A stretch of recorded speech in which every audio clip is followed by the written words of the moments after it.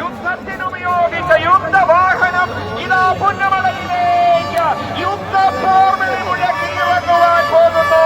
ജലോത്സവ പ്രേമികളുടെ നെഞ്ചകങ്ങൾ പിളരുന്ന നിമിഷം,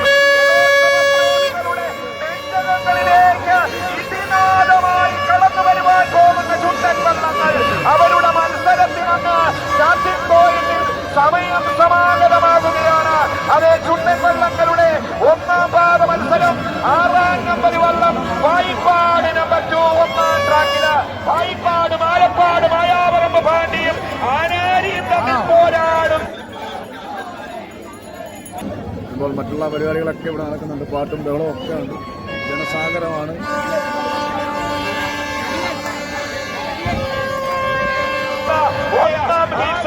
വായിപ്പാട് ബോട്ട് ക്ലബും south Paravur boat ക്ലബും പന്തമ്പ് ബോട്ട് ക്ലബും ജീസസ് ബോട്ട് ക്ലബും കൊല്ലവും ഏറ്റുമുട്ടുകയാണ്. മഹേഷ് കൃഷ്ണനും പി വി രാജുവും ഉല്ലാസ് ബാലകൃഷ്ണനും അജി എബ്രഹാമും ക്യാപ്റ്റൻ സീല് സാജനേയും അതുപോലെ നന്ദകുമാറും ജോഷി വർഗീസും സഞ്ജു കുമാറും ലീഡൻ സീല് കടന്നു വരുവാൻ പോകുന്ന 4 ജലരാജാക്കന്മാര്. അത് വായിപ്പാടിൻ ചരിത്രമുള്ള വള്ളമാണ്. 2005 നെഹ്റു ട്രോഫി ജേതാക്കളാണ്, 6 ജേതാക്കളാണ്, 7 ജേതാക്കളാണ്, 2018 ജേതാക്കൾ. പച്ചപ്പോൾ നിറഞ്ഞ ചേലുമുണ്ട്. അതോറിറ്റി ഓഫ് ഇന്ത്യയിലെ സ്വർണ്ണ മെഡൽ ജേതാക്കളാണ്. വിവിധ ജില്ലകളിൽ അവരുടെ വെള്ളപ്പതാകയുമായി സമാധാനത്തിന്റെ സന്ദേശം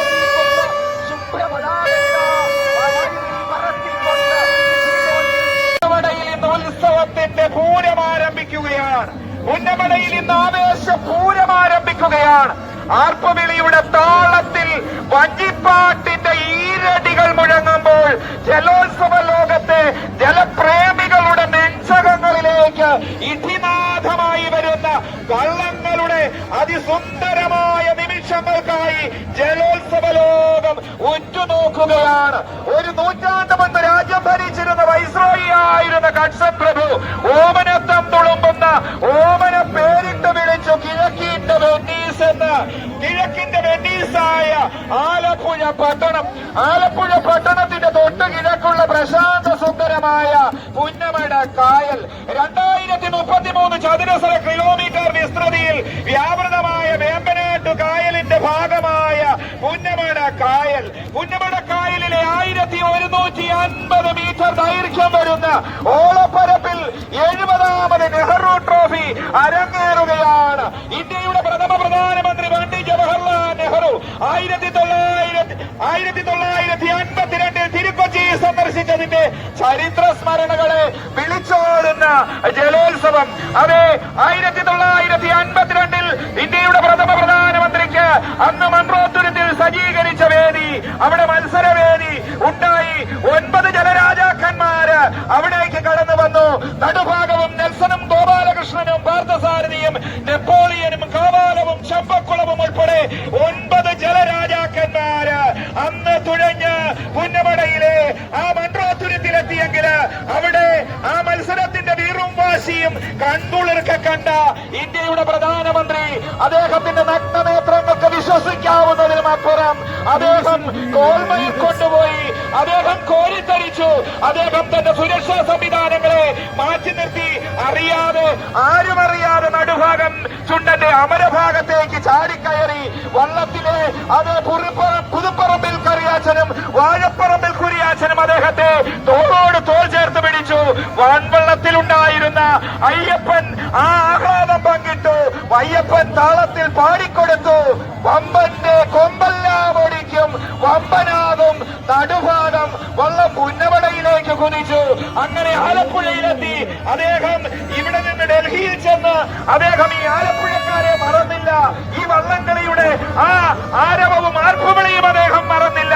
വെള്ളിയിൽ തീർത്ത ട്രോഫി ഇവിടത്തേക്ക് അദ്ദേഹത്തിന്റെ കയ്യൊപ്പ് പതിപ്പിച്ച് ഇവിടത്തേക്ക് അയച്ചു കൊടുത്തു.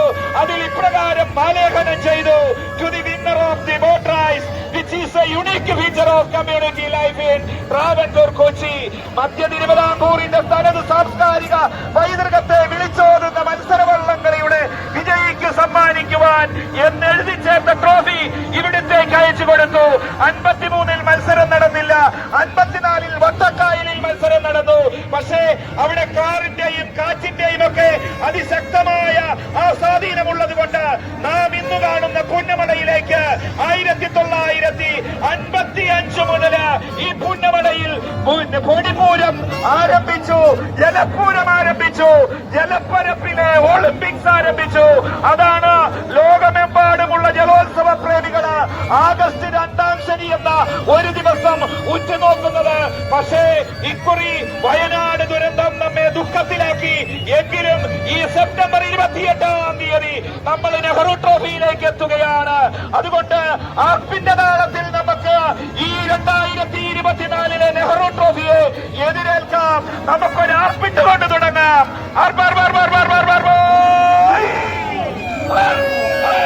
അങ്ങനെ കുട്ടനാടൻ ജനതയുടെ വികാരമാണ് വള്ളംകളി.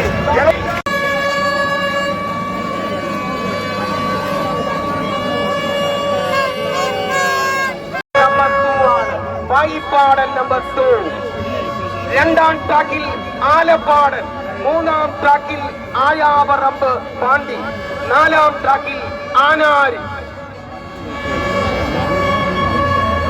ഈ ജലരാജാക്കന്മാരാണ് 1-ാം ട്രാക്കിൽ കടന്നു വരാൻ പോകുന്നത്.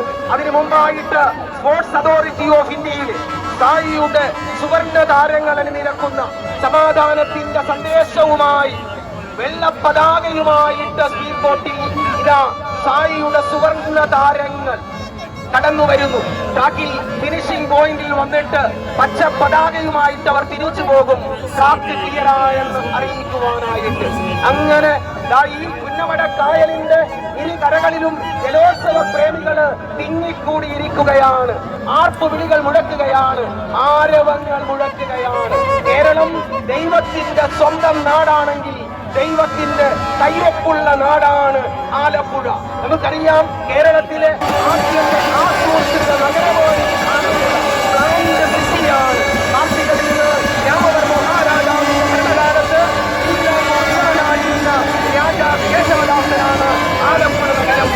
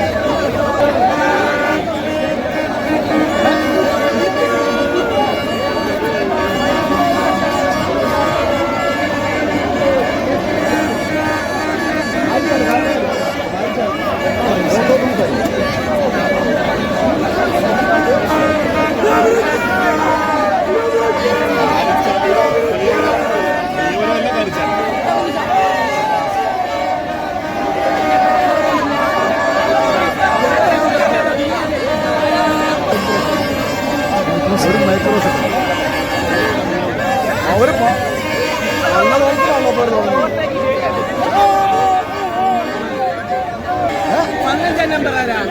എന്തിന്റെ വെള്ളത്തില് ഇപ്പൊ ജയിച്ച വെള്ളം കാര്യത്തല്ല, ഒരു മൈക്രോ സെക്കൻഡ്, ഒരു സെക്കൻഡ്. ഈ പിള്ളേരും എപ്പോഴും